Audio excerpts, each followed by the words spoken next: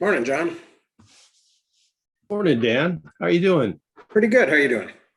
Good. Sorry I missed last week, but I caught the recording. Good. Good. Yeah, we're kind of in transition, I think, a little bit. Yeah. So today I was just talking about Obsidian. Obsidian or other things. I think. Yeah. Tracy, who's not going to be here, said that she was thinking about trying MEM. And then Lewis responded to her this morning, I think, and said, hey, you could try Noda as well, which I just checked out. I think it's still in a beta form. They're still soliciting people to try it out. Yeah, I've been thinking about this, or I guess thinking about it is a good way to put it. And I'm not sure that I am gonna do what I thought I was gonna do with it. I was thinking, and I really, it's kind of weird. I was thinking of it in sort of a, I don't know, maybe more of a kind of a collector's idea rather than thinking about it really kind of straightforward. What can this do for me in my project? That there would be, that there's some type of expectation that seems to be built into this, that at some point there will be some type of magical moment. Mhm. Right? There will be some type of synergy, and things will start coming out of this. And that's, I think that's a promise that came kind of out of this reading of Luhmann, and then especially of Sonke Aaron's sort of take on Luhmann, that there is a moment where the sum, there's a kind of an emergent property where the sum becomes greater than parts. And I'm not sure that as we've been talking more about some of these things, and I guess what's occurred to me is, especially as we've been talking about how, oh, this was, we suspect this was done with in a Zettelkasten, that this is, that this is the result, this thing that we might be reading, whether it's Blair's book or whatever, might have been, or even Aaron's book, right, might have come out of Slipbox and might have created some artificial or forced connections. I don't know. I'm just, at this point, I'm just sort of thinking about the new things that I'm reading and the new, kind of the new work that I'm doing, and where I want to. Oh, there's Chris. Hey, Chris. Good morning. How are you today? Yeah. Like I have some things I use DevonThink for. Mm-hmm. I think that's appropriate for holding PDFs and Mm-hmm. all of a ton of stuff, which is not good for Notion and not good for Obsidian. Mm-hmm. Rome I started looking at, but of course it's got the whole who owns the data kind of thing. So I quickly left that, but it has a nice format. But yeah, trying to figure out the affordances of each of these programs, and then how they fit your particular circumstance. And I'm still enamored of Tenderbox, what Mm-hmm. you can do with that. And I think you said last week about the steep learning curve, and that's for sure. Yeah. I mean, that's the most common introduction on the. I think you guys mentioned the meetups, and they certainly do meet up. But new people will say, "I've owned Tinderbox for 10 years, and I don't know how to use it," kind of thing. Yeah. That's the Well, most common introduction. Yeah, I think that's my probably my situation. I have owned Tinderbox off and on for, probably 15 years or more. And I've talked to Mark about it, or I've, passed email, or, conversed on email with him about it. I haven't been to an event. I haven't met him in person or anything, but yeah, I kind of felt like I was putting tons and tons and tons of, slightly larger than what you could write on an index card kinds of things on these things that I was, that were looking to me like cards and behaving like cards. And I was, then arranging them and moving them around and stuff like that. And so, it's, and Louis, I'm glad you're here too, because I noticed you had suggested to Tracy that she might try Noda. And have you, I noticed there it's a sort of beta by invitation. So you want to, have you been using it? Not really. I kind of a little bit, I loaded it onto my Mac and I kind of played around with it for a bit, but that was a good couple of months ago. So I think it's developed a bit since then. Mm-hmm. But it is, I mean, it works a bit like in Obsidian in that it's reading a folder full of markdown notes and it kind of links them. It's maybe a little bit more simple and like a little bit less like full of plugins as Obsidian. So it's worth a look for this our community, I think. Yeah. I've also been messing around with cards and and making a card on in Word or something so that I could stick some things in. Yeah. Yeah, and I've got a little box to put them in over there. And because I have started listening to it's actually spring here finally. The snow's off the ground. And the ice is not quite off the lake yet, but the snow is off the ground. So I've started walking like 5 miles a day. And that gives me a lot of time to listen to things like Piketty. So as I've been listening, I've been making little, notes in Audible that I can go back to. And I haven't actually been back to them to take them to actually transfer them to a note. But yeah, I've been thinking about sort of my process and this I'm less in love with the idea of having one big vault. Although I'm a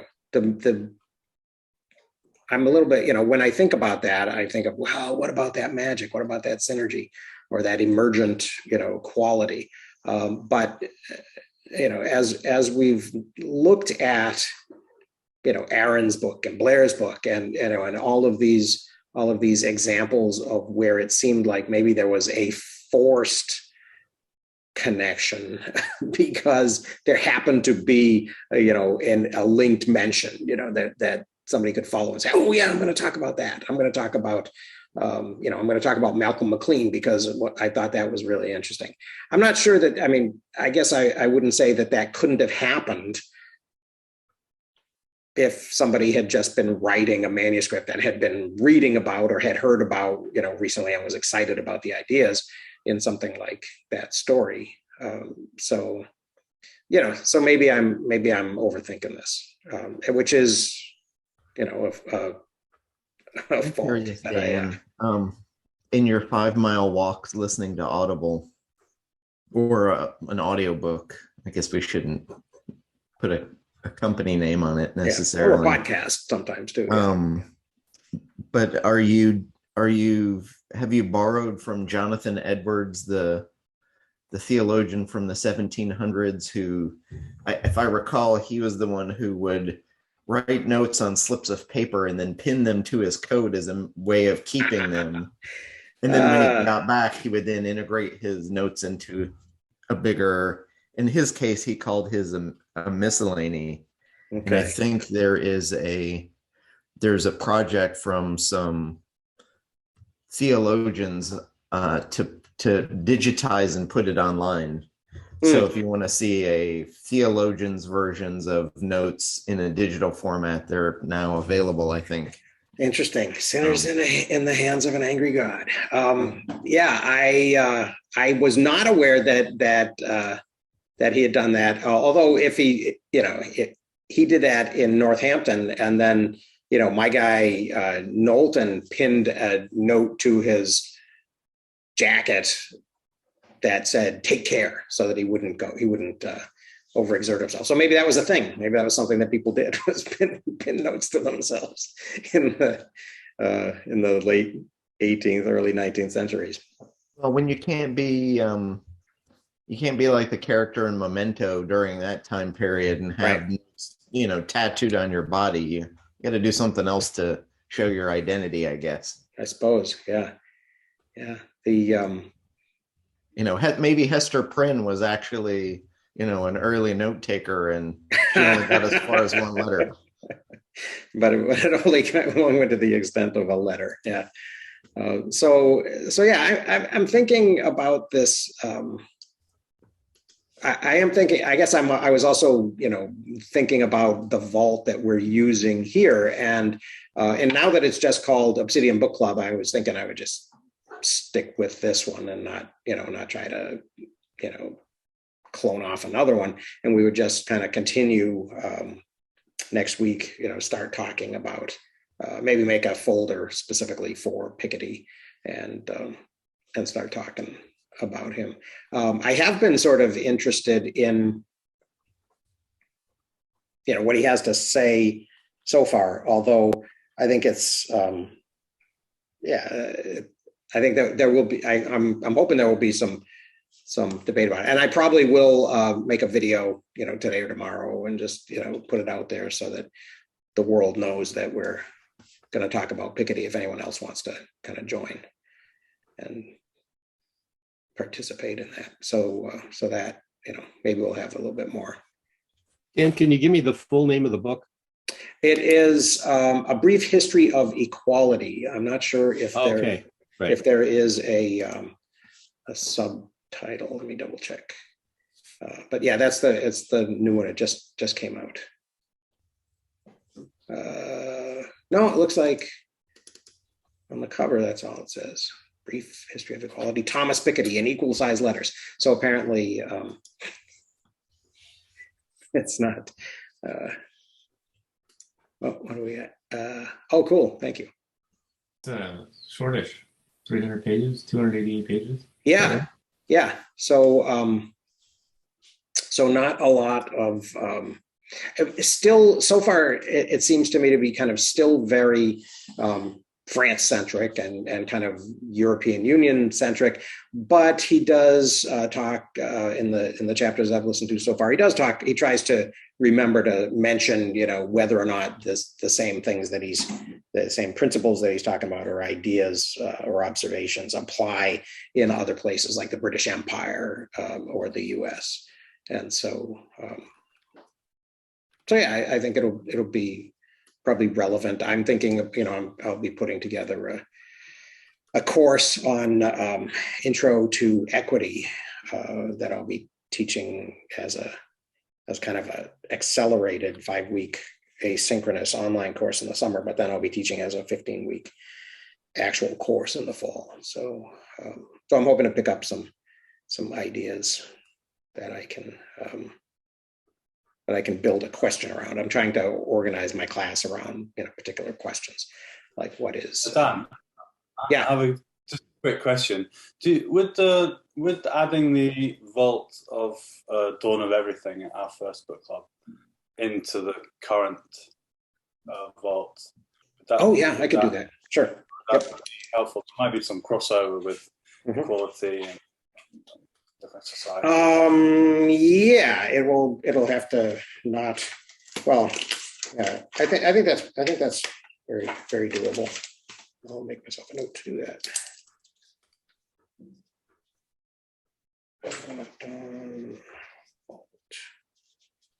To the current one. Got it. Yeah, that's a good point. We should, because that will give us an idea of kind of the full evolution of sort of the things that we've been talking about and the ways that those have been developing. I do feel sort of like I've been kind of going back and forth between this idea of being a collector and oh my goodness, and the other, just the idea of, well, I have a task, I want to do it. I don't know that that this research project is going to draw that much from the other one. So, so maybe I can just do it in its own, in its own thing. The beauty of that is, I guess, that I have been able, as I've changed my mind back and forth, to stick my new folder back into the full vault, and not all of the links less necessarily line up, but many of them do. So that's kind of cool. At first I was separating vaults so that I could publish the vault as using Obsidian Publish, and then I was kind of putting it back.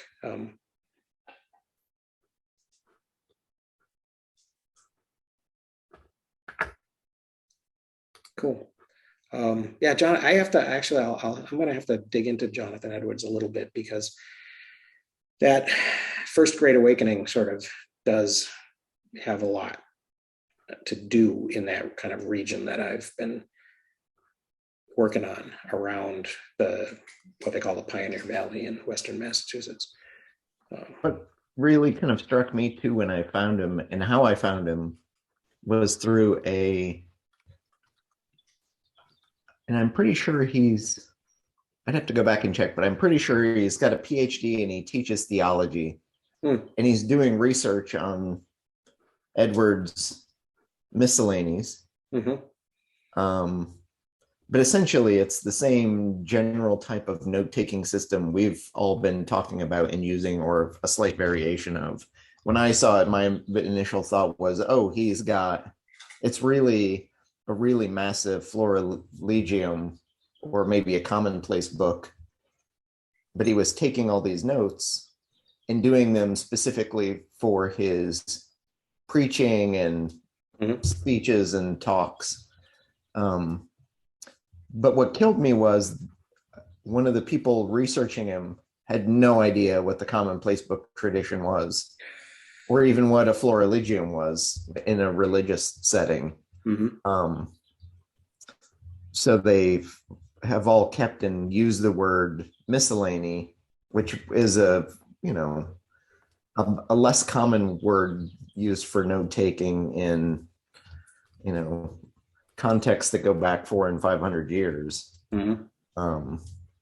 But it kind of killed me that we've so divorced ourselves from these really common traditions, but the same effect happens with this kind of the idea of the lone genius we've talked about, that says, oh, here's this guy who had this genius system, it's really awesome, how come we don't have this today, was kind of some of his early thought. And I was like, well, we totally have this today, and it's not a genius system, everybody used it.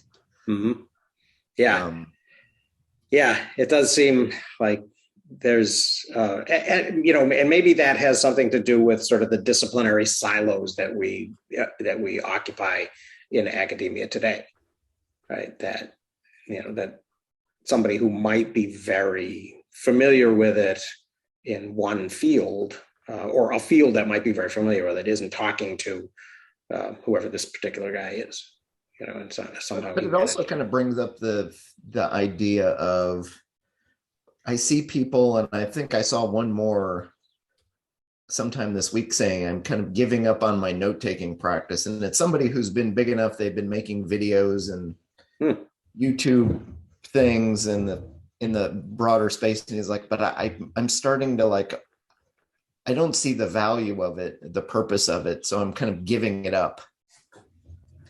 Wow, and it was for real and not just like an Ali Abdal kind of a it wasn't somebody clickbait at thing that that level, the way we find out somebody it's really. who, if I'm not going to call them out, but if I said their name, you would know immediately who it was, and I was like, okay, but it makes me wonder too, because I have a feeling there are far more people who are, they're probably more likely these days are seeing the word Zettelkasten, and there are probably 800 blog posts on websites in one place or another that say, here's what a Zettelkasten is in a short outline, and everybody is going all in on it because the only example they have is Nicholas Luhmann generally. Like, look at what he did. And it was through concerted use over decades. And I don't think most people are getting to the maybe 500 or 1,000 notes collection size, because that's going to take you 2 or 3 years to start seeing some real value come back out of it. Or you've got to have super concerted use. But I think people are giving up on the enterprise before they've gotten far enough in to see value. But they're also taking as examples, and this goes back, I think, to some of Annie Murphy Paul's idea of be an imitator first and then be an innovator later, because you're going to get more. So more people are following bad examples of people they see on YouTube than even going back and saying, you literally can digitally look at what Luhmann had, although most of us don't read German, much less German in bad scribbled handwriting. Most of it's been transcribed at least into digital German, so you can actually read the bad handwriting. But no one's actually going back and looking at any of these earlier examples to see, how should I be doing this? What at least what worked for someone originally before I reinvent my own version that may or may not work. Right. So it's, imitate the best and do that first for a while, see what works and what doesn't. And once you've done it and in this case, I think you probably need to do it at least for a year before you're going to realize. I had a thing, I had to turn in to beat a deadline, and it was a deadline I told of something I was interested in, and I wrote it down and I forgot to follow up on it. And they wanted, 1,000 words on something. And I was literally able to dash it off in about 5 minutes because I was able to literally take my notes. I did a quick search, pulled out, 10 notes, and then strung them all together, and I was done. And before doing something like that would have taken me a day and a half. And I don't hear stories of people having those kind of, not aha moments even, or, I hear even fewer aha moments of insight that comes out of their boxes or notes, but even fewer saying, hey, I slapdashed this thing off. In fact, I don't think I've heard anybody in modern times say creating something was easier because. Right. Yeah. I think that's a really, really good point. I can imagine, and I think that I have a kind of a similar experience, Chris, with the idea of, well, okay, I've got a bunch of blocks here that I can assemble into something, with relative ease, as opposed to, having to go to books and pull them off the shelf and find that note and, and put it in. So I do think that is happening.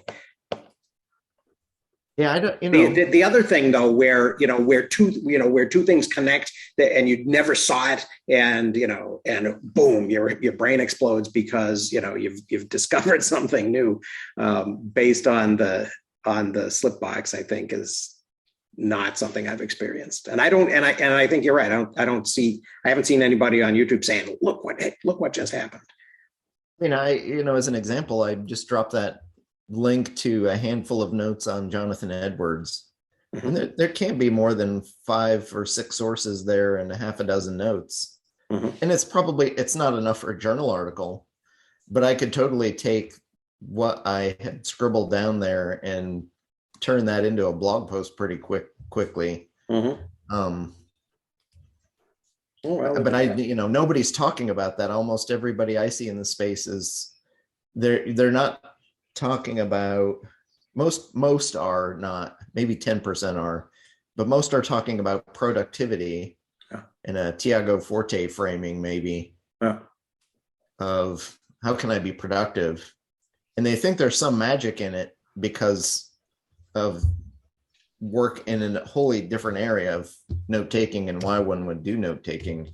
Yeah. But I don't see anybody asking those questions of why should I take notes and what good are they?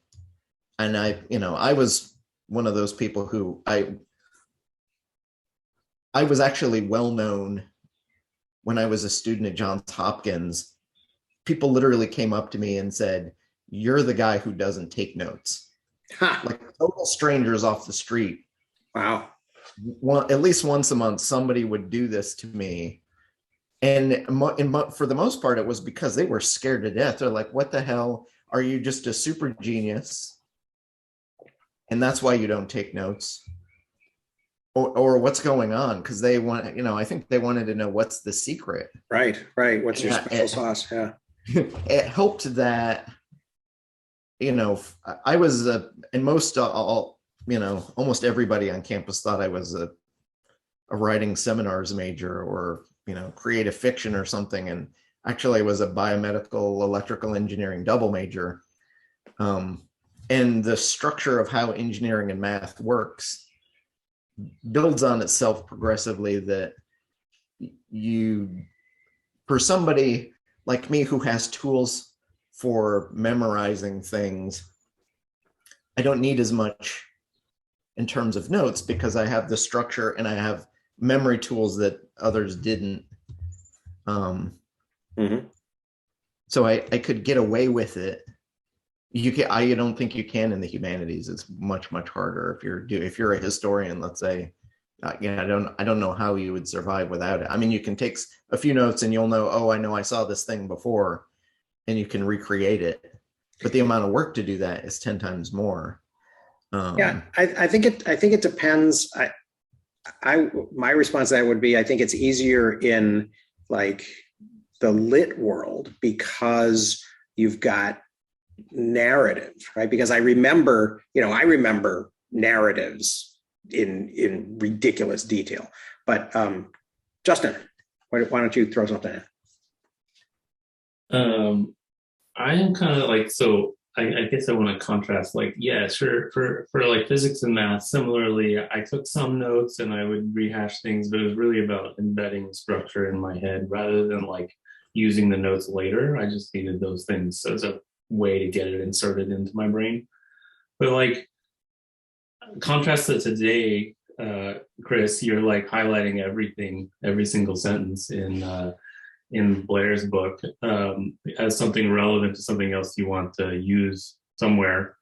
I kind of wanted to like rehash what I've learned in the last 3 or 4 months about like information capture and stuff, just as a way to like solidify it for myself. And I did do a period of like kind of indiscriminate, it felt like capture of things I thought would be relevant, but kind of didn't produce anything. I didn't stick with it for a year, I guess, but also it felt like it got to be too much of just like a swamp of things that I didn't know what to do with or how to connect to other things anymore because they were all isolated. And it was still beneficial because just right now I wrote down like 6 points that I want to pull together, but they're all things that I didn't capture notes about at the time. And so I'll have to go back and find the book on the shelf or find the blog post that I vaguely recall but didn't actually bookmark, and since I want to refer to it and capture some notes now. And so like I guess I'm still kind of like as that process of grabbing bits of information and stuffing it somewhere, kind of struggling to like make use of that or make that my own. How do you recognize it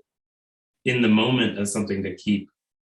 I'm going to try this other strategy for at least physical books that I'm going to underline and marginalize and so on, where I put it aside for a month and then come back and revisit those. And then those things that still resonate and seem useful, I'll actually do the work of sticking into my vault or whatever. But I don't know. I'm still feel like I'm missing this piece to successfully capture non-math, non-physics things into a note system that I can reuse. Yeah, I kind of agree with that. I think the second, it's very easy to put like too much in, and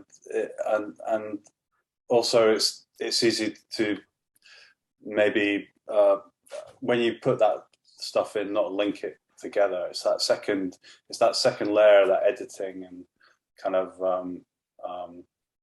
bringing it into your own words and sort of linking it into the other notes that you've taken. So that's one of the difficult things, I think.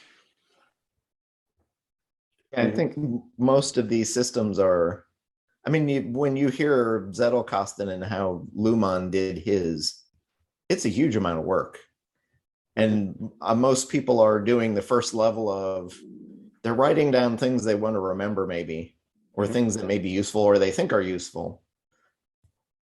But they're not doing the work of maybe rewriting them into a better sentence or paragraph.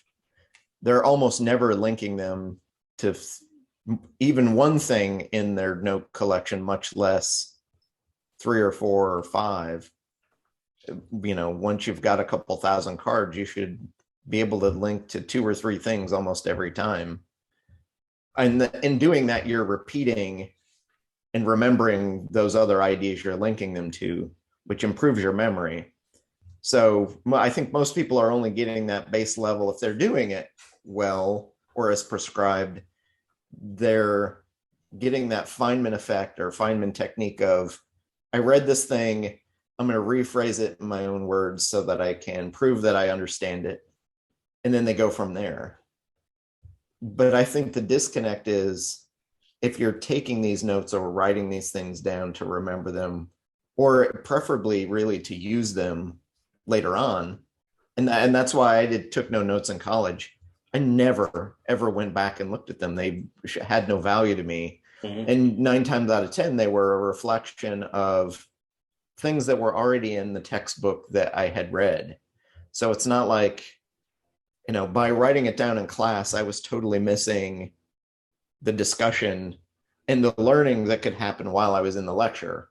So to me, it was, I'm going to read the book, I'm going to hear the lecture, maybe I'll make 1 or 2 notes on the side off on my own time when I can do it quietly. Or I might highlight something in a book, but I'm never going to review over it in a spaced repetition manner to like memorize it or do it. And I always had generally a reasonably good visual reading memory. So, you know, I can still remember what was on the left without having used any techniques to memorize it specifically, because many know I can do that, but I can still remember what's on, you know, the upper right hand side of particular page spreads in my high school Latin book. And that's just visual memory of what the thing was and what the pictures were and the way the book was well laid out. So that's doable. And, you know, pretty much I think everybody gets by on those basic human techniques and throws the rest out because it's way more work if you're not going to revisit and actually actively reuse your notes. But I can, you know, highlight almost everything in Blair because I have a need in the future that I know I'm going to write something and I can use most of that, or I'll find a place to use it. In fact, occasionally I find myself coming back to parts that I didn't highlight, knowing that, or I'll link it to something in my mind and say, oh, I know I read this in her book. And I didn't take a note on it. So then I'll actually make that note so that I can link it to something else because I know I've read it. So I even find myself making notes after the fact that, oh, how did that was such a great idea. How did I not write that down? Mm-hmm. Well, it's working then. Yeah. Yeah. John.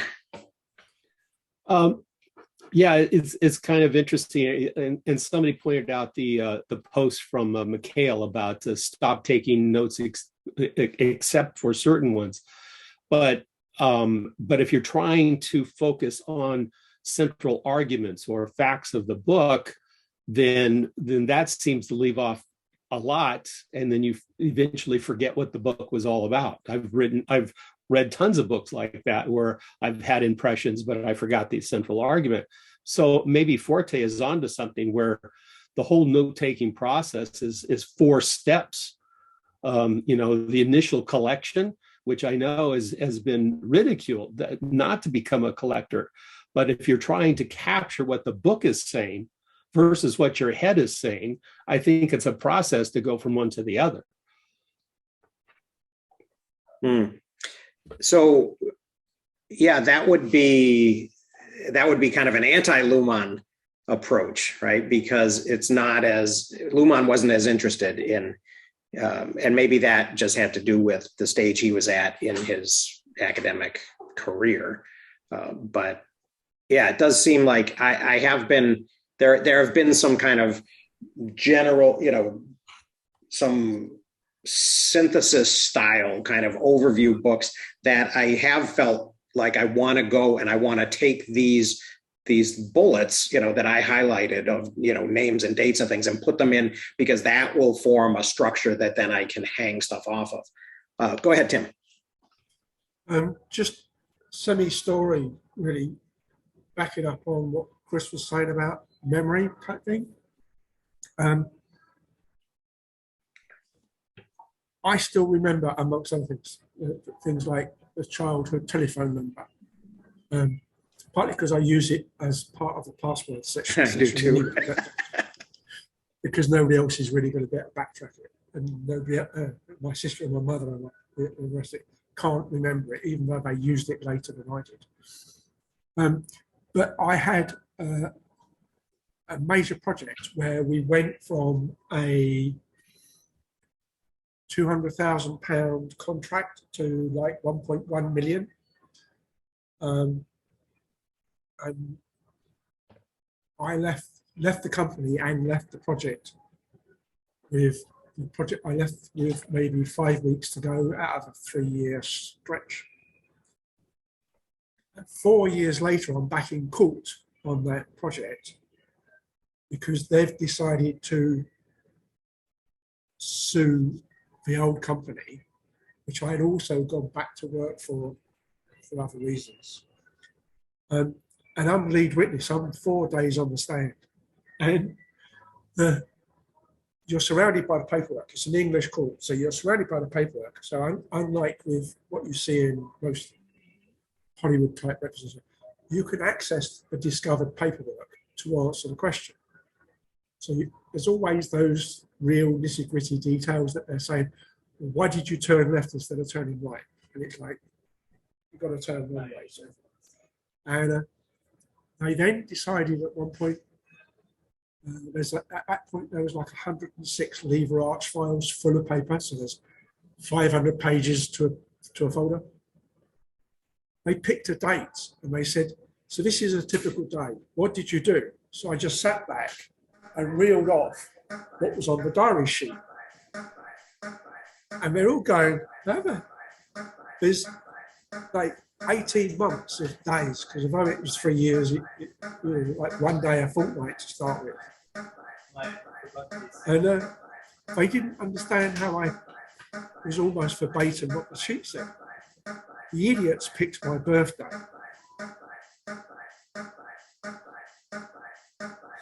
So, but it's.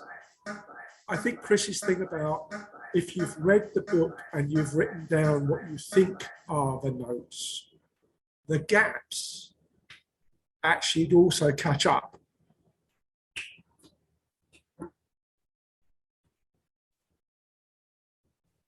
Yeah, that audio thing stopped. I think it was your audio loop thing that happened occasionally, Dan. Or beeping. I can hear it in the background, but it's not here. Yeah. No, it was a weird thing. It was a low level thing, but it was slowly getting louder. So you may not have noticed it, Tim, but we heard you fine. Oh, okay. Yeah. So I think if you've read with intent, as opposed to I'm just going to read the novel. I mean, as Chris mentioned in his 15-year-old magic phase, I had 2 periods in hospital, not very long, but 2 periods in hospital in the late teens, and in one of them I probably read almost all of Asimov, and in the other I think I read almost of Heinlein. But I couldn't tell you all of those stories. I could tell you the big top five of each, I suppose. And I could probably get the plots off reasonably well, but I probably wouldn't be able to name all of the characters unless they repeat characters.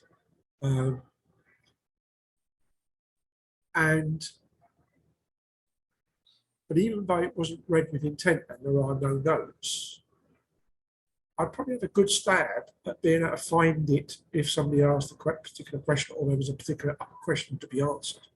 So I think even though there are gaps in the notes, and even if there are gaps that are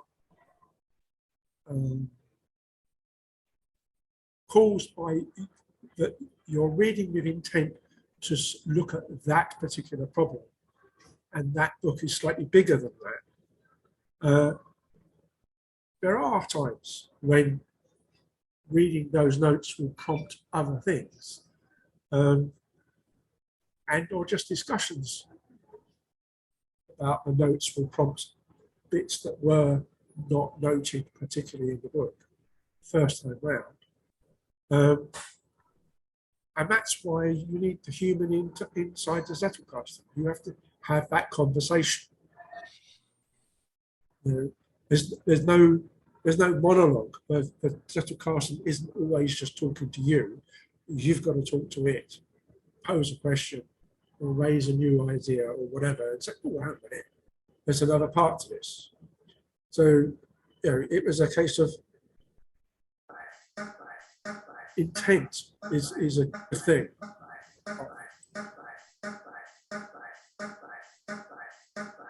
Still doing it, Dean. I don't know what's going on.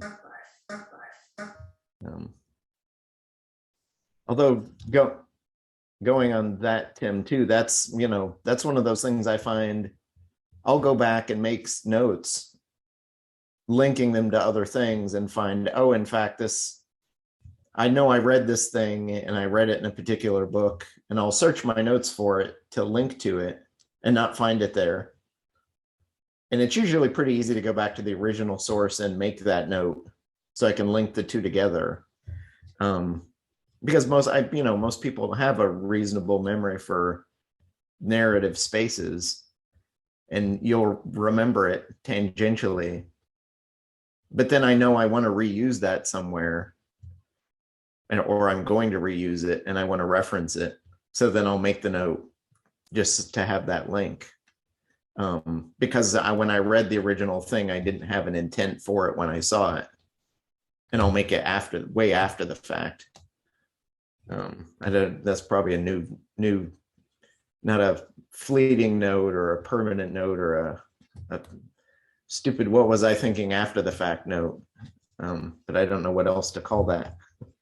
So I guess the thing that I'm sort of struggling with is how are you distinguishing between the potential sea of all the things you could reuse this for and the things that you are more confident you will find a place for some sort of output? Because I am when I was indiscriminately capturing things, it wasn't just because I should capture this because this is good. It was this is relevant to everything I'm interested in, but it just got to be completely an overwhelming amount of things to try and deal with.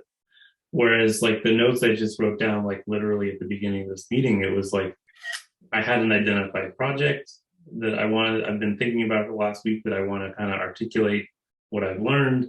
and I could just like list off the like half a dozen sources that I've read that are relevant, and like I know there's useful information in there that I'll want to reference and quote and like respond to in the thing that I'm planning to write. But it feels to me like if I had tried to capture that while I was reading it, I would have just captured every single sentence that they wrote because it's all relevant to what I want to say. So yeah, anyway, that's like, I'm not quite getting that yet. That editing thing, it comes with a lot of practice, or at least in my experience. And there are things, I may read a newspaper article or something, and I have an easy way of indicating and taking a note about it, and I'll save the URL, the title of the thing, where I found it. I'll make a note that I read it, and then I'll usually add a handful of kind of broad category index tags to it. And I may, write one sentence about what the thing was or something I found interesting about it that's not captured in the headline or maybe a sub-headline. In the case that 5 years from now, I'll think of it and know I read something about that topic, and I'll want to know it or dig a quote out of it. But I didn't take any contemporaneously because it was just a low level, something that was interesting to read. But because I've got at least the basic note, and I'll do it in hypothesis, so it's quick and easy to do that. It takes me no effort, like 2 seconds to write that kind of note. And to me, that's an excessively fleeting note, because I'm just making a note that I read the thing, here's where it's at, and these were the 3 topic ideas about it. And I may come back to it 6 months or a year from now, because I'll think of something that I want to link to something that was in it, but I didn't take that note in the time. I didn't waste the time and effort, but I know I can re-find it, or I have a way of re-finding it. And then I can highlight the part, make the note I want to make to link to the thing, and then that goes in. That's a kind of an idea of fleeting notes that Aaron's doesn't talk about, that I think is useful, and I find myself practicing it, but I tend to stick to writing more intensive things about bits when they flow. If I'm reading a journal article and I want to write 4 or 5 paragraphs, and I'm motivated and it's fun and interesting, which I think does relate to what Aaron says, is the note taking should be fun. You're reading about things you enjoy and you're writing about things you enjoy. So when the mood hits me, I'll sit and write 4 or 5 paragraphs. And oftentimes it has nothing to do with the thing I'm reading, although I'll anchor it to that thing that I'm reading right there because I have a place to write it down and, flush these ideas out. And then once a week, I'll go through everything. So yes, I'll capture a lot of fleeting notes that go nowhere, and they go into a folder, but then I'll focus on things like, Blair, I'm super interested in, and I know I can reuse that, and I have specific ideas, and I can link them immediately to other useful things. So I'll flesh those out and put more work into them because I know I'm going to reuse them either in a book chapter or a book about this broader topic. But I tend to focus more of my work and effort on the things I know positively sometime in the next 6 months to a year, I'm going to reuse immediately. And all the rest are kind of more fleeting thoughts and ideas that I'll at least have a hook I can go back to and find the thing. I guess there's two things I want to respond to that. Like, one, you're at a mature place in your process. Like, you have those projects that you're planning to do in the next 6 months to a year, so you can attach your ongoing note capture to those things, and you already have an established practice around the super fleeting notes, which I think I'm going to try and adopt something like that, because there are those articles I read And I'm like, that was interesting. I don't have anything to attach it to, and I just kind of let it fall on the floor, and that's kind of a mistake. So I should at least try to capture something there. But then the other part that I still haven't figured out is also like those keywords. Like I have a problem, I think, where uh, the actual word in English that is the right one for what I think of is very diluted or amorphous or adjacent. And so like even going to like a synonym finder and looking through the thesaurus and looking, like I'll come up with 30 words that are like right next to the thing I mean. I can't find the actual word I want. And so like then it becomes difficult to find that thing again a year from now, because I'm sure I'll be thinking of other synonyms then. But anyway, that's just a complaint. Yeah, that's Can you hear me now? Yeah. Oh, yeah, and no, Okay. no audio loops. The synonym thing is that's a hard problem, and it's especially hard when you've got something new. So there's a phenomenon I've noticed in linguistics that I don't think anyone else has ever seen or documented before. I haven't been able to find anything.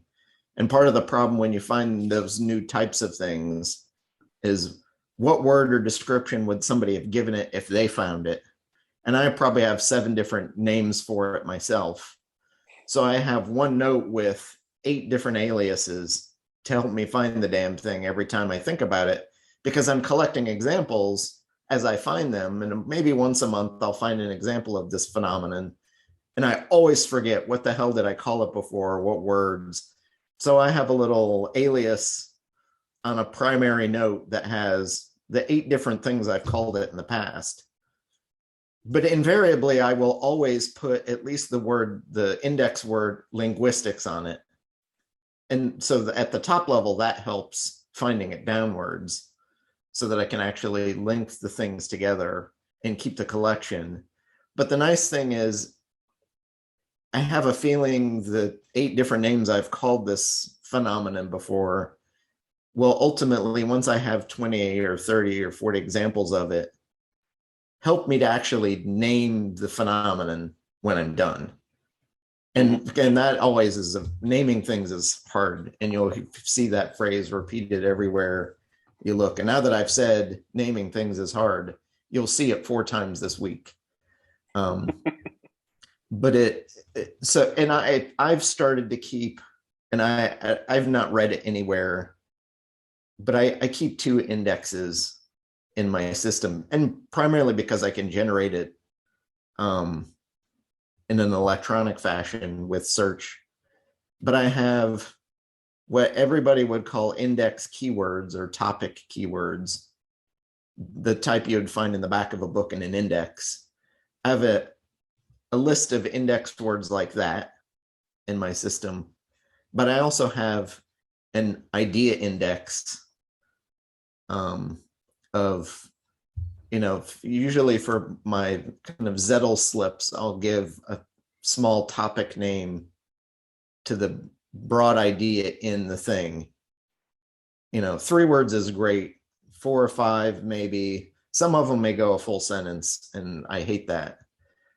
But I try and keep an index of all of those ideas in the Zettelkasten in some loose outline form of what that looks like, because alphabetical doesn't work as well for broad ideas as it does for, the word Zettelkasten is a great index word. It's short, it's simple, and that's it. There's nothing else to it. But when you have an idea that's, 2 paragraphs long and you want to sum it up in 5 words, that's a lot harder to find. So you can't alphabetize that. The discoverer's name. Yeah, but I have those too, so I can look at my keyword index and scan down it and see aliases for things.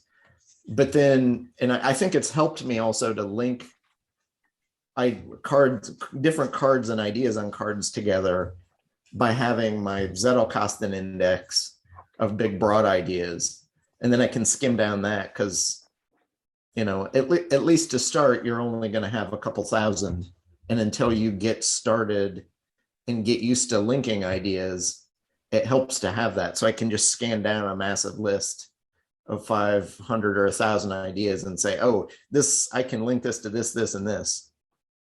And it's much easier in a digital system to do that, I think, versus if you have cards, you can flip through the cards themselves and then do that.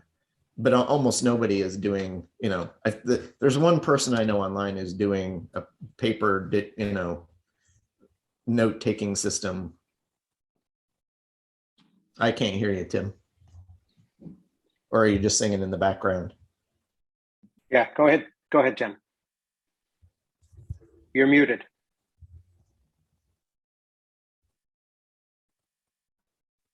Not hearing you, Tim. We can't hear you at all, Tim.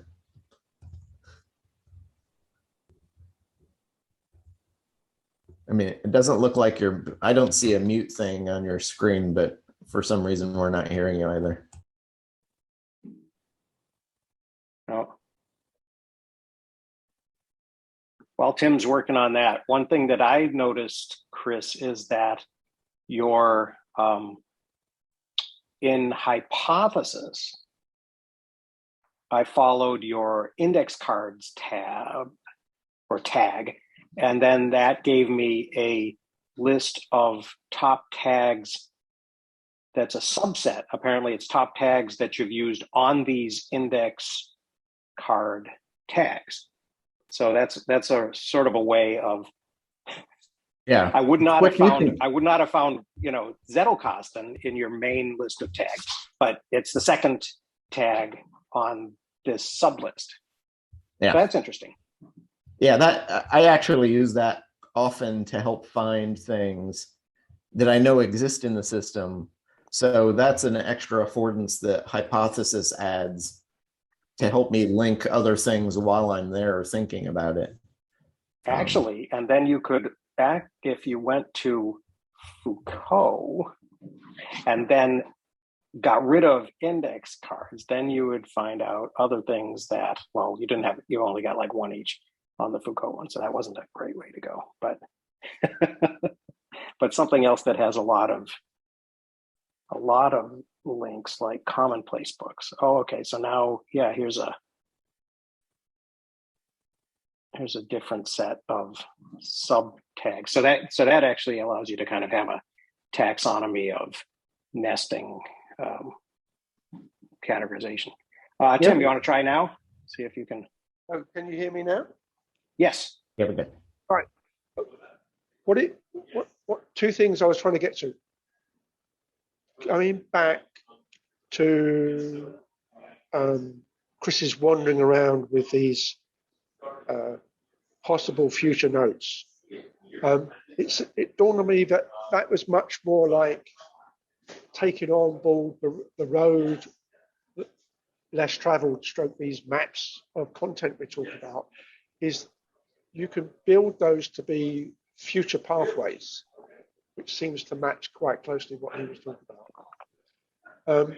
And then on top of that, going back to the more recent part of the discussion, was the collection of short phrases versus collection of words. That's exactly how you should be reading a book, but you don't necessarily need to read cover to cover. You go down through the index, which is the single words in most instances, pick out what you think you want from those, cross-check that, take the page numbers, cross-check that with the table of contents that textbook type stuff has, and see if it matches, and use that to say, oh, I only need to read section 3 of chapter 4 and whatever. But then you can then say, I'll also read the introductory, almost abstract for each chapter, not actually each section, just so I've got a better overview of the whole book. Make notes on that, or even these partial notes that allow you to backtrack where you go. Because, I mean, we said about this was how we use Obsidian, etc. And it was one of the things I was going to ask was, do you keep a complete or near complete list of every website stroke whatever you browse through on a browsing day, on a researching day, as opposed to I just want to see what the weather is or what the football score is. But anything that you do intentionally, do you keep a note of every page that you link to? Or do you keep only those pages that you take notes from? Or somewhere in between? Are you going to save some pages but not take notes today, etc.? So none of that. It's a query of process for you.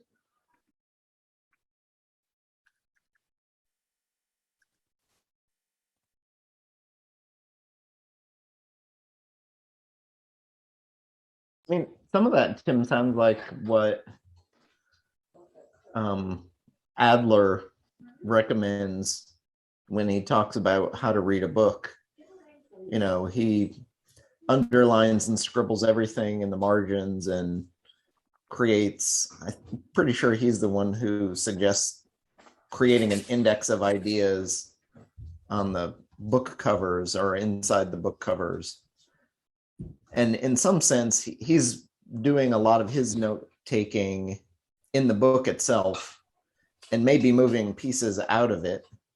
I mean, we have evidence that when he created a lot of his work, particularly in a group setting, they had, you know, they had to have had over 100,000 cards. I haven't found a reference to indicate how many they did, but he had trays and trays of index cards for creating, you know, things like the Encyclopedia Britannica and some of the great book stuff that he worked on.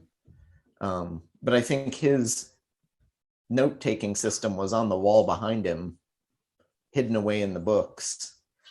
And then he had to do the extra work of linking those things together as he needed them. But I'm reasonably sure he probably was actively using some memory techniques to be able to do that. In addition to, oh, I'm reading this thing and it reminds me of this other thing I read 5 years ago or however long ago. And then he was actively creating those links and writing them out at the time. But, you know, he had a Zettelkasten that was just written in the books on the wall behind him in a very loose fashion. And I think even doing that's probably, you know, enough for most people. Mhm.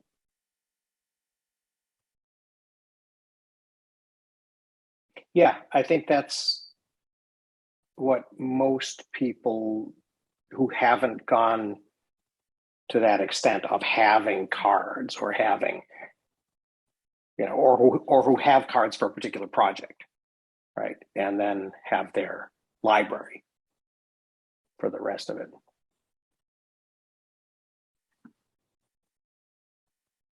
Yeah, I was looking, you know, it's kind of funny, the tools thing, right? Because as I was looking, you know, as I was deciding, well, am I going to try to write things down on cards or am I going to try to, you know, put them on the computer and then print them? And then how do I get my printer to print correctly? And, you know, what, is there an app? And I think that's, you know, maybe part of the problem that we're having is that there's such an embarrassment of new tools, right, that do different things, but that do a particular thing kind of well and then get sort of adopted for other purposes as well. And I think Anki is kind of one of those. On your paper system, Dan, are you putting any kind of index keywords on any of your cards or only linking them specifically to other ideas? I don't know, really. I'm thinking that I'm actually, as I've been playing with this and as I've been looking for ways to do it, I've been kind of talking myself out of doing it too, because it's sort of like, well, this would give me that opportunity to move things around. And, and I kind of like the corkboard idea in Scrivener. Right. And for actual writing projects, I have used that, and that was my process in grad school was I went from Tinderbox to the corkboard on Scrivener and I moved things around and kind of created some type of structure there. And then I started plugging those into the writing. I think, for me, it's been it's been kind of, I guess I had been unwilling to sort of admit to myself that I had this sort of collector thing, right? That I wanted my Obsidian graph, when I hit the, the animate button, I wanted it to do something really epic, that would be sort of on par with, what some other, other people were doing, that I was seeing online. And so that was, and that would kind of create this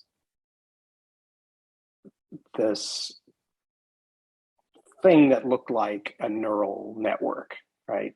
That would sort of indicate to me that I was, connecting things, and that I could use, and I have used it successfully from time to time to kind of see clusters of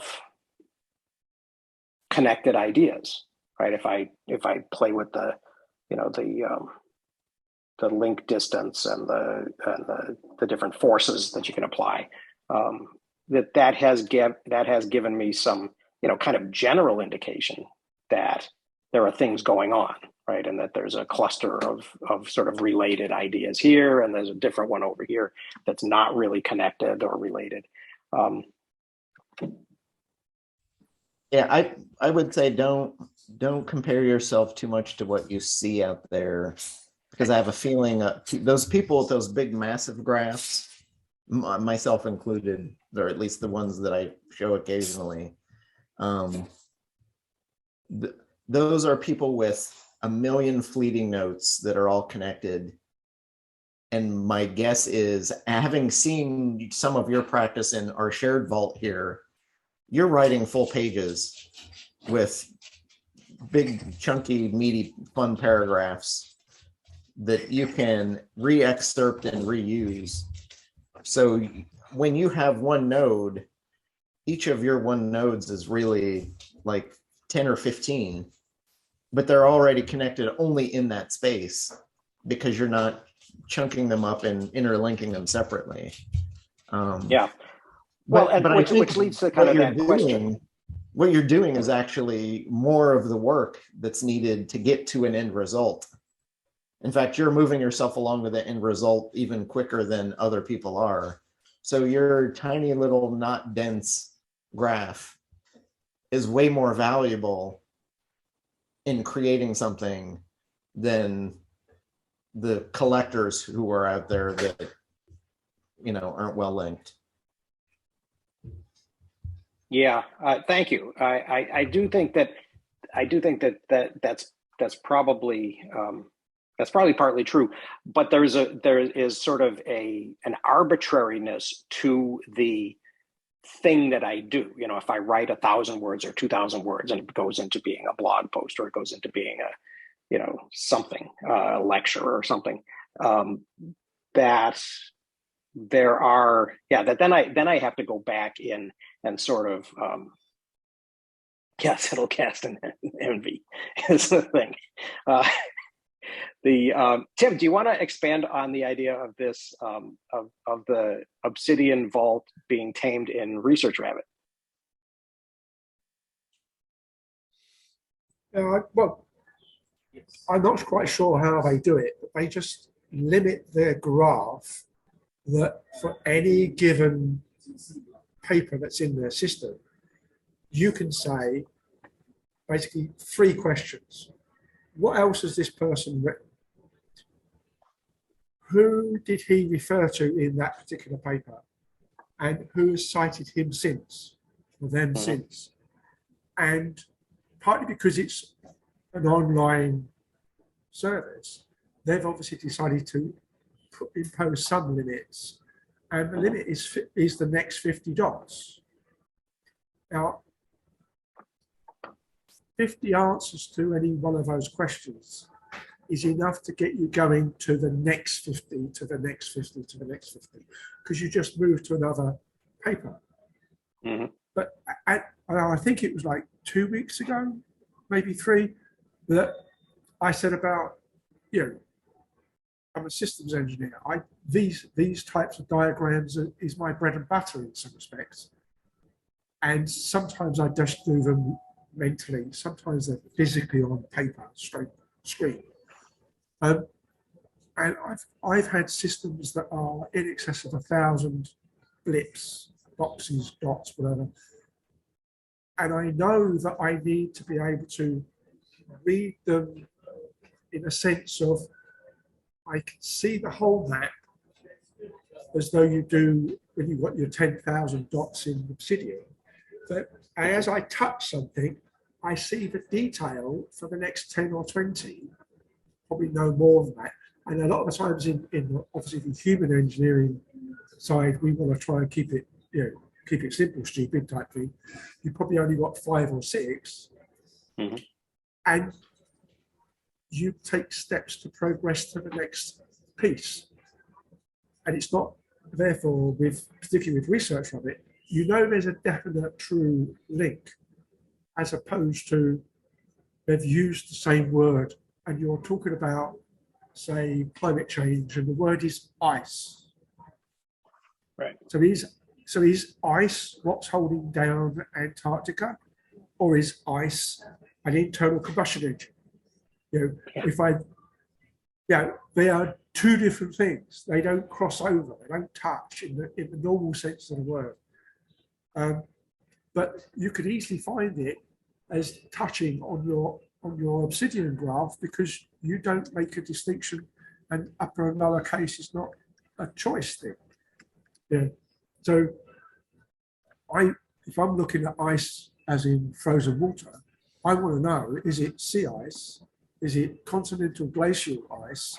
Or is it the ice that's up in the atmosphere still? Those are the 3 biggies. And I need a, and there's a particular American that lives in California that says, us Brits have got this 3-letter acronym, ITIS, for giving numbers and stuff. I just say you just don't know enough Germans, but so I laugh. I think it's Nick Milo is the one that particular that started this, or at least for me, at least started this. Let's give ourselves some growth art, information art, and done a couple of videos that use just somebody's graph growing up and populating, and it's like, so you didn't explain the color code if you've got one, because not all of them have one. So what does it mean? It doesn't mean anything. But I think the biggest problem with terms of Zettel, right? Most of these things won't have one connection. It's true. They'll have multiple connections and not necessarily back to where you want to go. But that's the joy of it. That's the benefit of it. But almost all of those types of graph, you've got little, so there's like 25 dots around it, and they've only got, and then there's 6 layers of that. It's not giving you any real information at all, I don't think. Certainly I don't bother about it. I don't think I've ever bothered to run it yet. Yeah, I think that there is a certain amount of arbitrariness, and I think a couple of book clubs ago, Stan maybe talked about a system of kind of numbering, a decimal oriented numbering system that kind of explained itself as being the solution to that kind of random arbitrariness. But I was not at all convinced that it was kind of meaningful to me in any way that would encourage me to want to explore it and use it. Do you remember what I'm talking about? Librarian wise, I mean, every book has only got one Dewey Decimal number. It's like a note in Evernote, as it were. It's physically in one space. Tags is something different. And it's the tags that we really talk about that go in multiple places. Every one note can have however many tags you want. I mean, you're going to put the author down, the publisher, the year it published, just as a librarian type stuff. What's the secondary subject? You know, if it's, you think about trying to give a true number to some of stuff that comes from, say, Stephen Jay Gould, where he's talking about architecture, he's talking about genes, he's talking about paleontology, he's talking about current evolution, and he's also talking about the racism in IQ tests that were applied to entry conditions. That's not, and that's all in the book. Where are you going to put it other than, oh, it's a Stephen Jay Gould? Yeah. So, no, I'm for things have a place, but multiple tags or multiple links or whatever. Otherwise, if you've got 2 copies and you change one, how do you know to change? At the moment, I don't see a system that says this note sits here and here. And when I change this one, that one changes, except you want Obsidian. I can't remember the phrase they use, but there's a way of having it as a copy note that when you change one, it changes the other. But you can't pick and choose. It's either a separate note or it's a combination note that happens to be in 2 apparent locations. There's that. Usually that's done in most systems by a process called inclusion. So if I create a note and I can type it in the, I'll put it in the chat. If I create a note in Obsidian and do it like that as a heading, when you hover over that, you'll see it, or you'll see it in a visual sense, a note from somewhere else included in the thing. Obsidian does that. I'm pretty sure Rome does it. Wikipedia even does it. So you can include or transclude if you're doing it across one note to another. But I think almost all of the big systems do that. And then that's the second affordance that's usually super helpful there is the renaming of links so that you get the proper kind of bidirectional linking, which is one of the, it was thought to be an incredibly hard problem. So Tim Berners-Lee and most of the original internet people, they had some methods for creating bidirectional links, but they left it off. And so the web is not very good at it. But there's now a new, I think it's 5+ years old. There's a method for notifying one web page that you've linked to it. And the spec is called web mention. And it's kind of like @mentions, but from one web page to another. So usually on things like Twitter, I might use the @ symbol and then Alasso Dan, and Dan will get a notification that I mentioned him.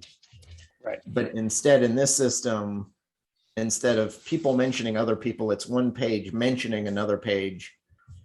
And there's actually a method when you receive these notifications, you can update your page to show what happened on the other.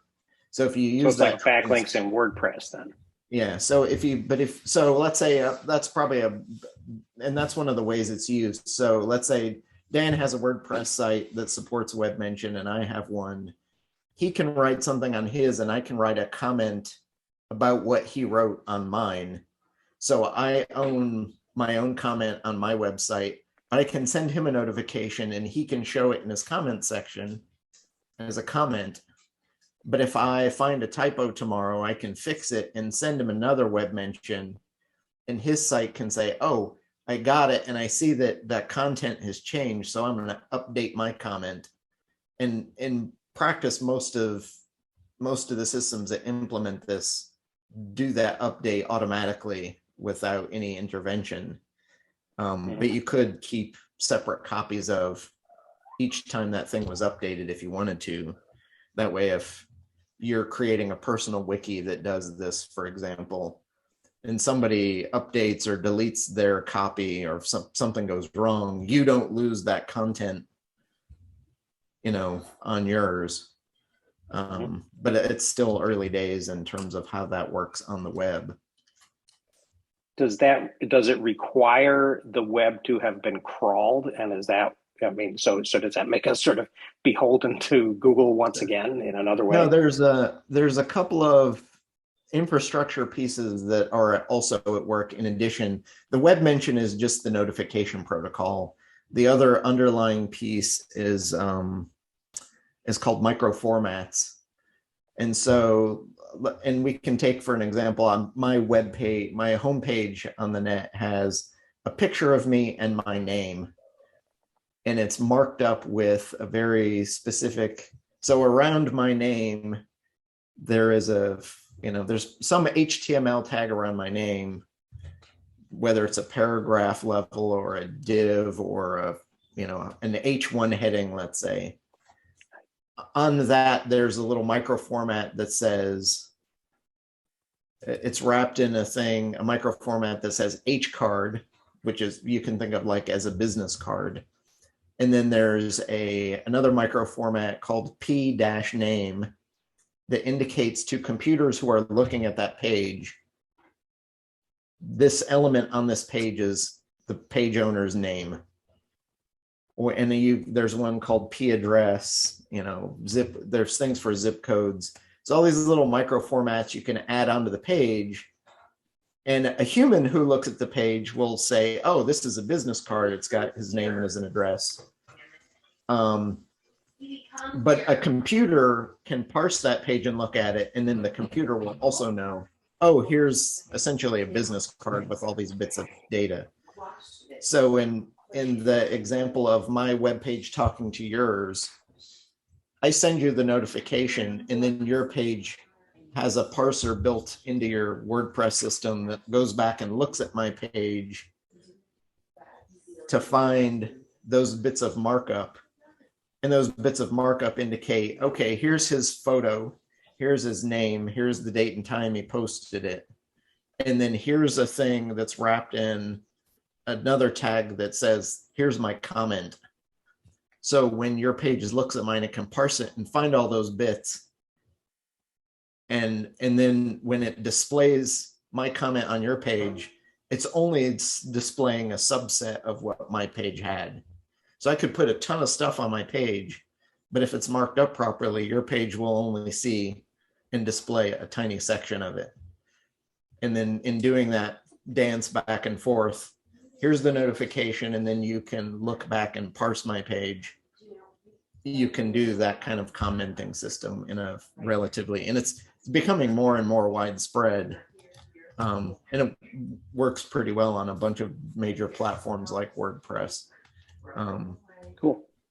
But if you were going to build it yourself, it'd take you a couple weeks with some reasonable development knowledge. But if you've got a couple plugins, it's just there and you go.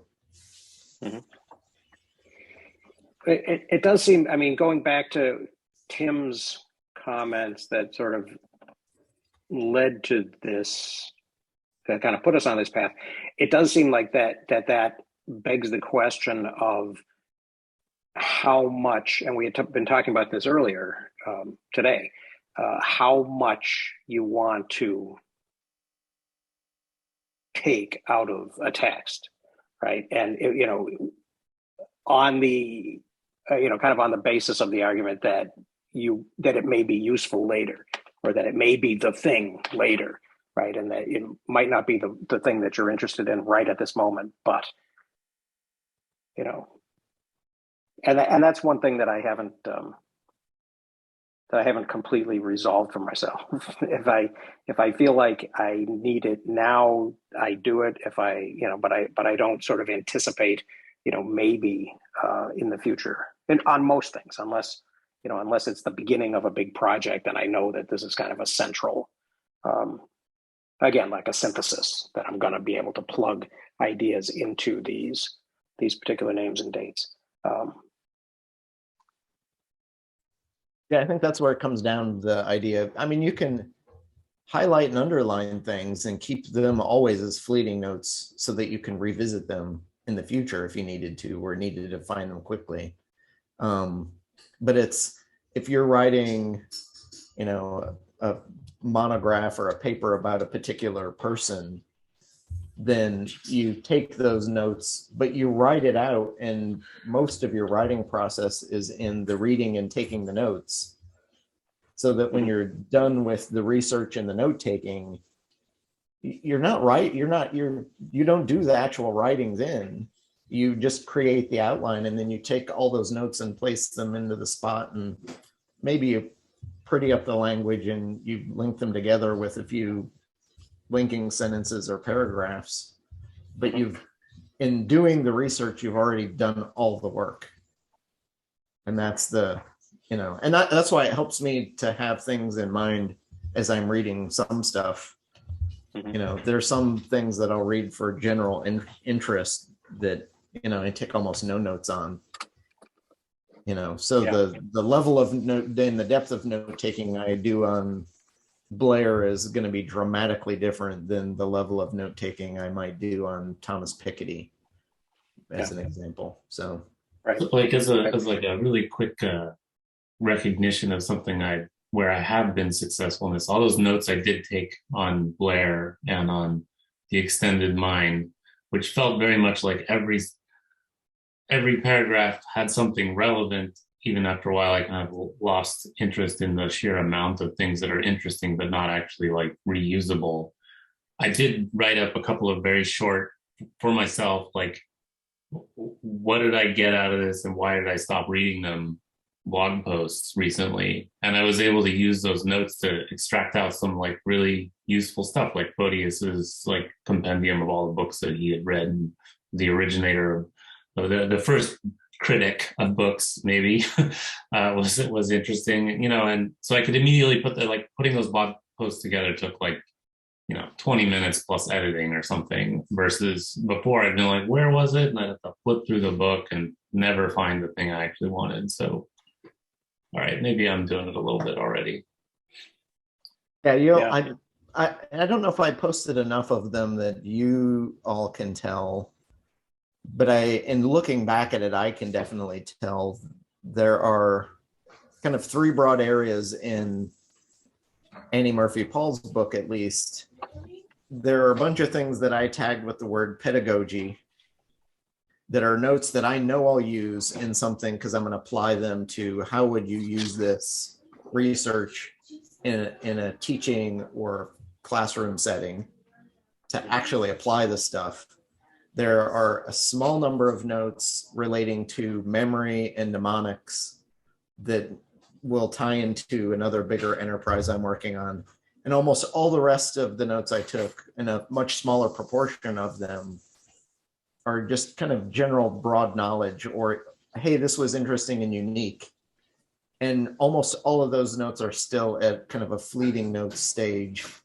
And I've already moved them in a folder away. I may never use them or look at them again, or I may 6 months from now remember something and want to link to them, and the structure will be there. I'll have the highlight, and then I may excerpt it into something more permanent and then link it to another note. But almost all the things that I found that are going to be useful to me out of Annie Murphy Paul, I spent more work and time and effort on and cross-linked them, and all the rest I just moved off the desk.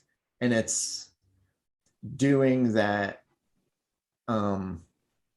It's a hard thing to train yourself to do, but eventually you'll get there and realize, the question is it worth the work?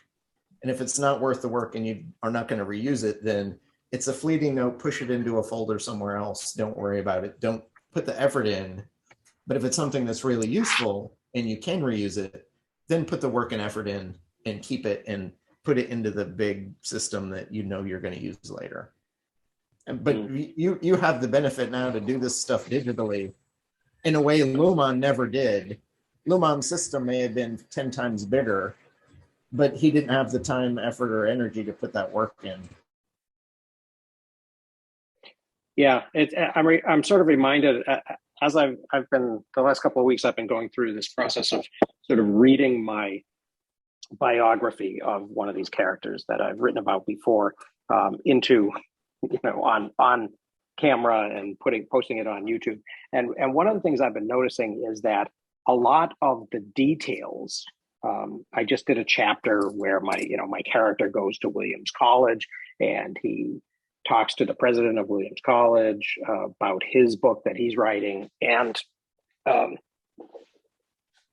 write, and I found this description of this president of Williams College, which was kind of a process. And I don't care about this president of Williams College at all, except in the context of that my guy went to talk to him, right? So there was a kind of a very in the project kind of process for me of finding out about this guy, and finding a biography of the college that in which the author, gave a little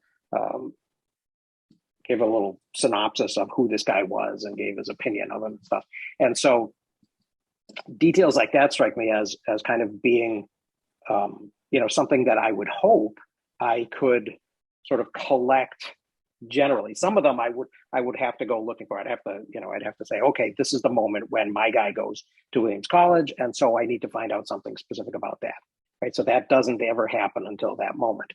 But hopefully at some point, other things that aren't irrelevant, that aren't the Malcolm McLean story that I'm just going to randomly jam in here, and make and create a forced analogy, that they will be available to me, right? And I will be able to kind of pick them out of a thing. Maybe it is an adjacent folder of fleeting things that I found in a text. It will be interesting to me, I think, how much of what I work on will be stuff like that is adjacent that I did find, versus stuff that I have to go looking for to kind of fill in a particular blank in a narrative moment or something like that. So Tim says, Chris, do you run an inbox? Yeah, that's my big problem really, is returning to stuff and processing it all the way. Yeah, I'm not sure I understand Tim's question, but I'll take a shot at it, and if it doesn't catch it. So when I'm reading a particular book, all my notes for that book go into a folder, and then I work on them either that week as I'm reading them or within a week. And I tried not to let stuff go too much past a week, because then it's lost, or it's harder to find and kind of redo. But quite often, if it's a mission critical book for me, I put a lot of effort into the notes at the moment I'm taking them, which makes my reading way slower. But I kind of pre-process everything from this jump before anything else happens. And then that just saves me all the work later. Because taking quick fleeting notes now and then remembering to come back to them and wanting to put the effort in later is a way higher hurdle. And I imagine others will see and discover that for themselves, that's the case. So I'll have a folder, and then I'll go through all the notes in that folder. And usually I import everything, all my notes, if it's from hypothesis, they'll all go into one page. And then from that one page, I then excerpt them from that page in individual notes and link them to other things. And so then I'll have a page, what's left is a page of a bunch of crazy fleeting notes that's linked to the book itself that I didn't think were worthwhile, and I can just move that aside. And then I can take all the rest of the notes and put them into my permanent notes folder where they're all well interlinked and set up. And they'll be cross-linked, and quite often I'll use that transclusion bit. So even when I excerpt the note from that page and move it to its own page, it's still transcluded into the original. So if I want to read and have a quick synopsis of what happened in a book and what notes I took on it, I can just read down one page and not and not have to do the work of going and finding all the notes and looking at them individually. That transclusion thing I use a lot, and I don't think enough people talk about it, but you need to have specific reasons for using it and why.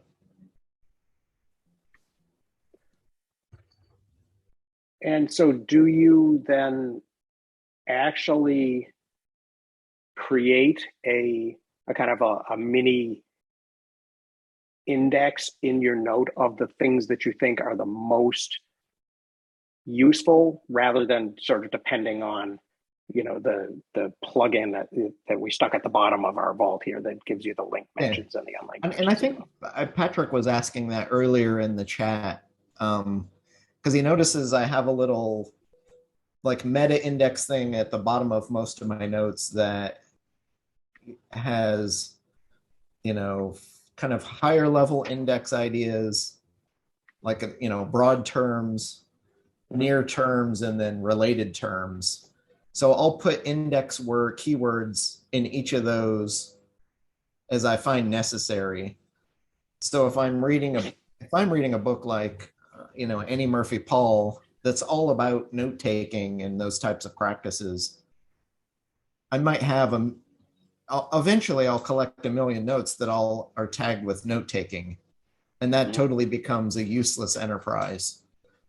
Right. But so when you start out into a new area, you know, I remember years ago starting into, you know, anthropology, and I would tag everything anthropology, and then suddenly now I've got 5,000 notes on anthropology that are useless with that tag. Right.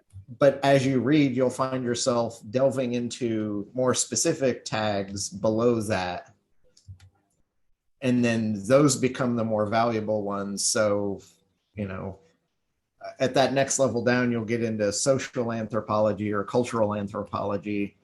And those become, you know, 200 or 300 notes within a 10,000 note corpus. And then in that level, you drill down even further. And so the further you drill down, the more valuable that becomes. But you can use it as a crutch for searching for anthropology. If you only have 10 anthropology notes, it becomes much easier for you to connect one note to another by searching for that keyword. And as you have more and more notes, the more specific the keywords are, the easier it is to make those links. So at the very bottom of my page, the specificity goes from the broadest to the lowest. And at the bottom is, you know, links to other notes. And those are the ones where there may be only 4 or 5 notes within any like little planetary graph. And those are super valuable, because then I can pick up a thread of that note and other notes linked to it. And quite often I can just take that as a group, dump it into an outline, and that becomes part of a paper. And then I just reorder. In fact, I'll use that transclusion thing, and I'll transclude all of those notes into an outline for a paper. But I can quickly change the view and move one transcluded note up 2 or 3 levels as an outline function. And then I can just take that page and print it out, and there's your paper. That's interesting that you've got that. Yeah, because I have been linking mostly to actual notes, but you've created a sort of an intermediate category of these things like pedagogy, right, which are between a note about a specific pedagogical process, and a tag, right? So they become, so that really does become kind of the beginning of a map of content. Yeah. Or more likely when you have those, let's say pedagogy. So I'll have a couple thousand notes on a topic like that. And so that index keyword becomes generally useless unless you do a search for that word and another keyword, which helps narrow things way down.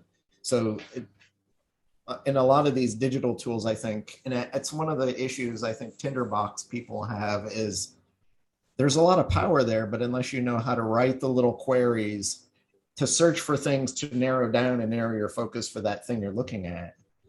Right. How do you find that the 10 useful notes you need right now to put into the thing you're looking for?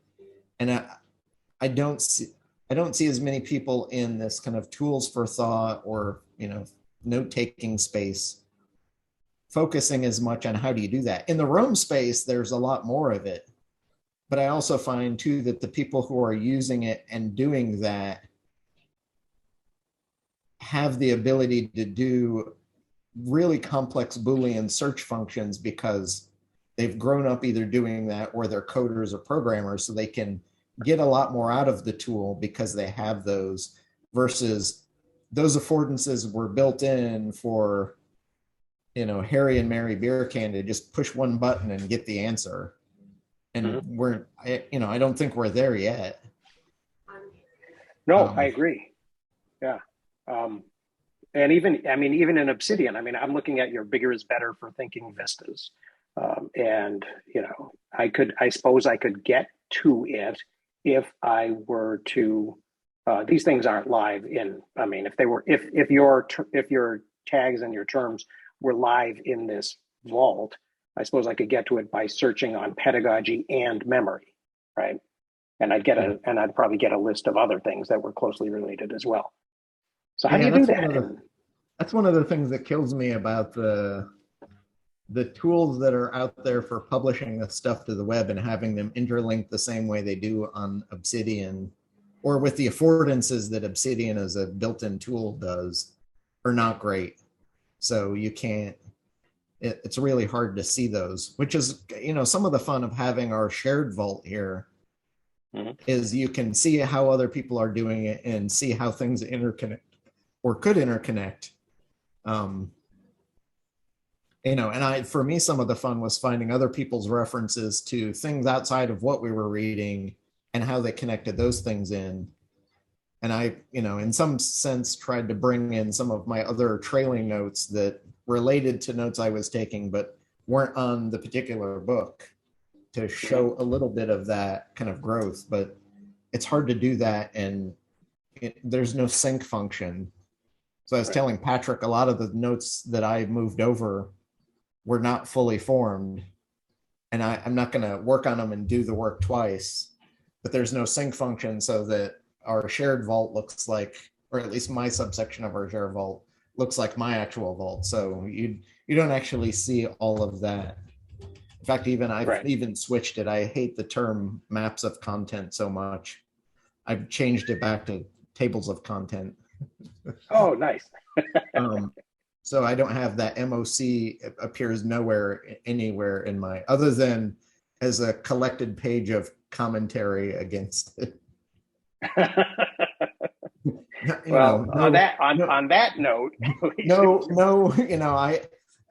I don't mean that as an ad hominem against Nick Milo or anybody who wants to use the term, but I think, and in fact, I think I've recently noticed he's started to put the trademark notice on MOC and maps of content as a thing, and which makes me hate it even more, because now it's a trademark term that he's trying to sell as a thing.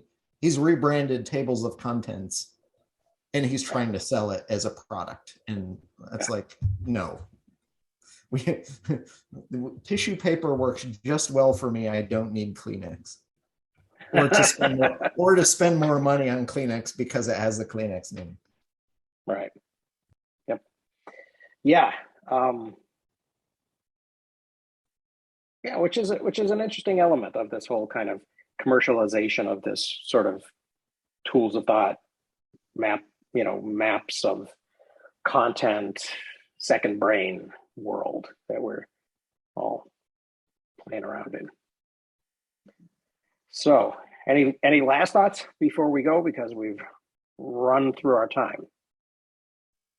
Next week, we're going to begin talking about Piketty, and I will probably sometime later today, I will put a schedule up there, and I'm guessing everybody probably wants it to be a relatively low-key not particularly aggressive, like maybe chapter a week kind of schedule. All right, cool. Then that'll be the plan. We'll look forward to seeing what notes you pin to your coat this week. Yes. Yeah, I'll have to think about that. All right. Cool. Thanks a lot. I appreciate this, and it's been fun. And there's a lot to. It looks like there's a lot in the notes, so I'll put the chat notes up, and then I'll post the video later on today or tomorrow morning for those of us who want to go back to it or people who couldn't make it. Thanks, everybody. Thanks. See ya.